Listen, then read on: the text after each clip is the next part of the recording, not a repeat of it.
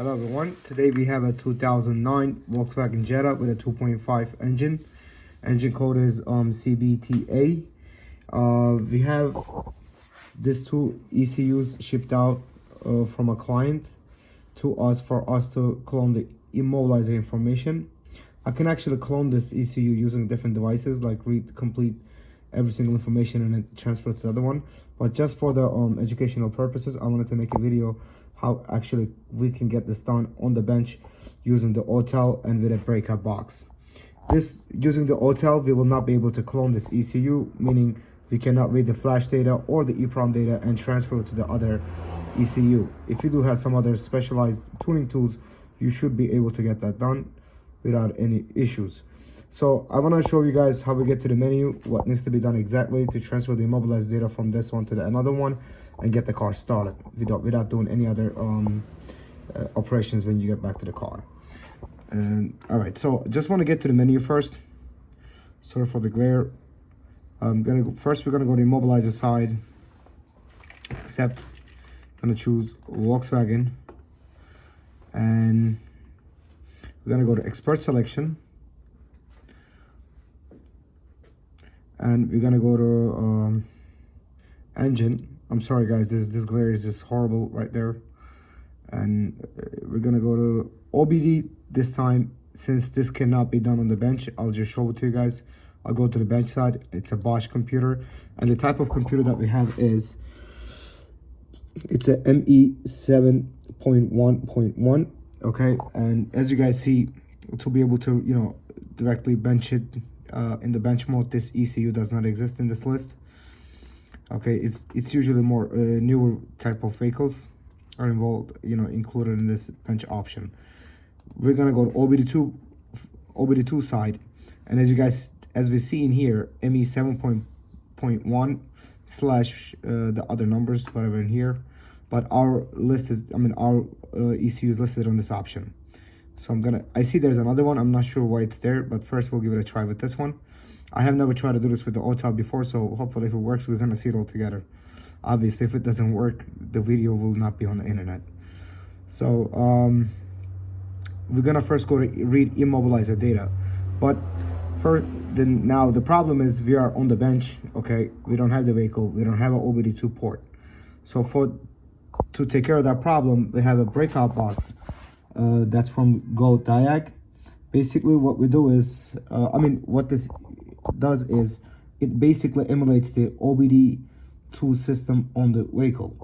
And as you see, this thing has these two cables coming out of it, and one side is the female side. I can connect my J-box, as you see, or my OBD dongle to it from here, okay? And that's directly connected to the Go Diag. And then I have a 12-volt power supply connected to the Go Diag in here, okay? And in here I have this wires connected to the ECU, at least some of them. And I'm gonna get to that in a second, but I just want to show you guys the functions of this quickly, just for you guys to understand. This is power, okay? Once you turn this off, there is no power, nothing going to the ECU, and to the ECU at all whatsoever. To the box itself, I'm sorry about that. But if you open 12-volt terminal 30, that's hot at all times power for the ECU, which I'm going to show it to you guys. And this is the terminal 15, which is the ignition power. Basically, when you turn the ignition on, that's the voltage, positive voltage for that, going to the ECU to turn it on. Okay, so let me just show you guys the diagrams first that I found on the internet. Okay, this is the plug of our ECU. That's what it looks like when we look at it. As you guys see in here, we have this one in here, pin number 3. That's a hot at all times, which is the terminal 30. And then we have in here another one, another power 12-volt supply. That's the ignition feed, basically terminal 15 when we turn the ignition on. And that is also an ignition feed, terminal 15 feed as well.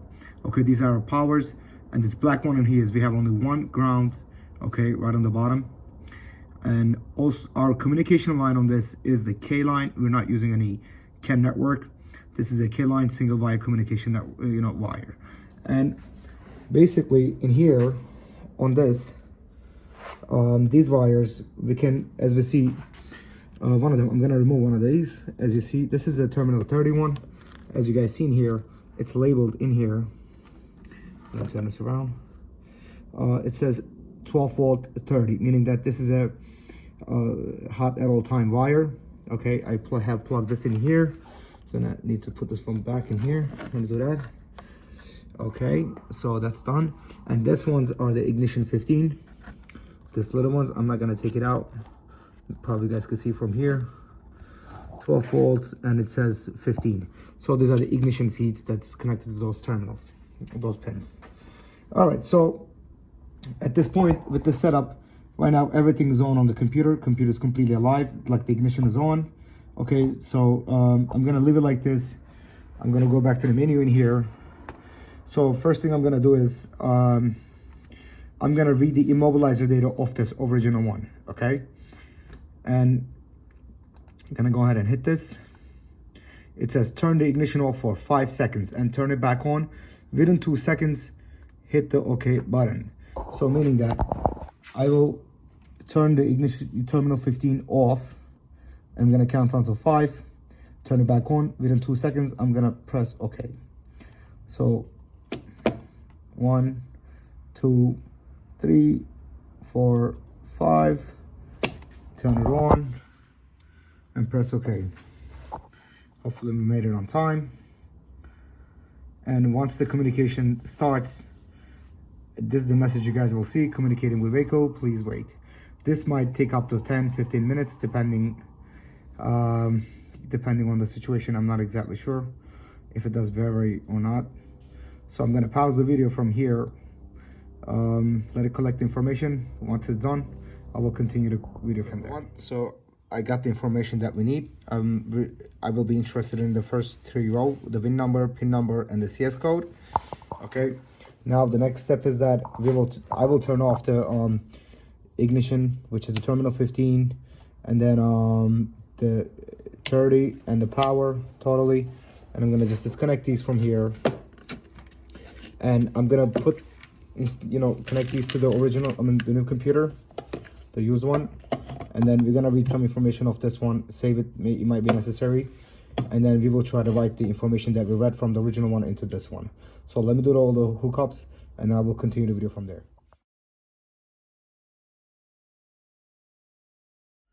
Okay guys, I have already read the information from the new ECU, and I did that off the camera because it is the same exact procedure as what I did with the original one.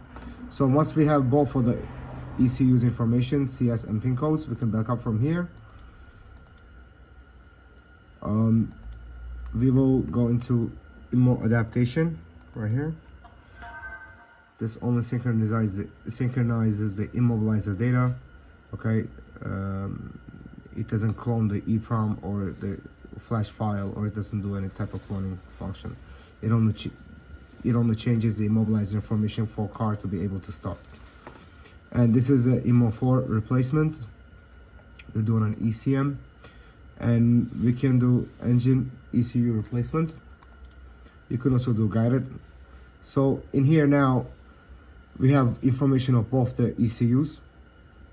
If I put read the immobilizer data information, if I basically press 1, and if the once I press 1, it will read the information from the non-original ECM. It will take about, again, the same thing, about 10 minutes, 15 minutes, whatever it takes.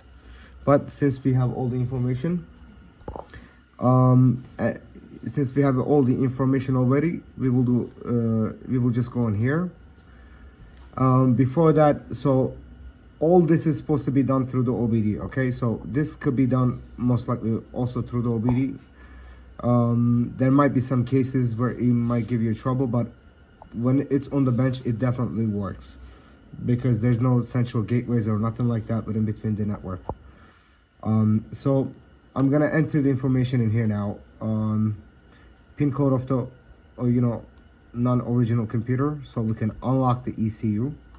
Okay, and the target vehicle information, our original PIN number, which will be written into the new ECU that we have that's plugged in right now. Do the same thing with the CS code, and then we're gonna press replace.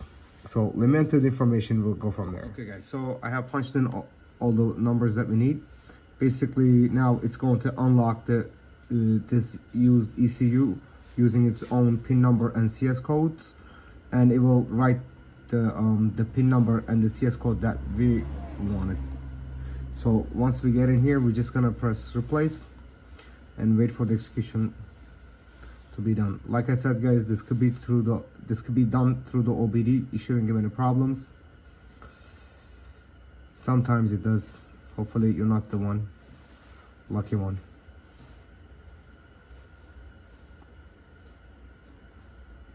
I'm not sure how long this takes exactly. All right, so failed to obtain basic information. All right, so I guess we have to enter all this. Okay, so I have entered the VIN number because all we have provided to the computer was just the PIN number and the CS code. So now it's asking us to enter the VIN number, which we just did. It's asking me to enter an IMO code, which it says it's optional, so I don't have that code, so I'm not gonna enter that. I'm gonna press OK. This should be quick. Hopefully, let's see.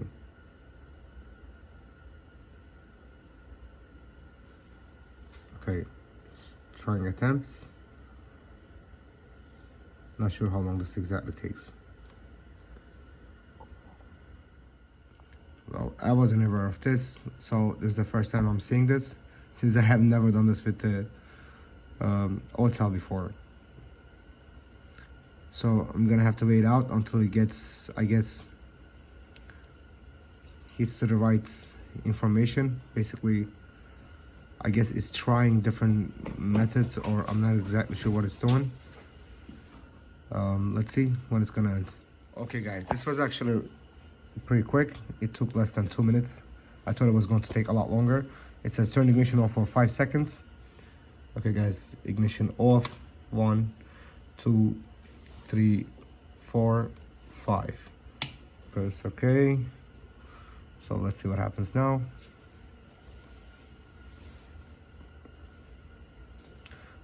When I saw the number 2100, I said, okay, we might be sitting down for a long time. All right, so ECM replacement succeeded.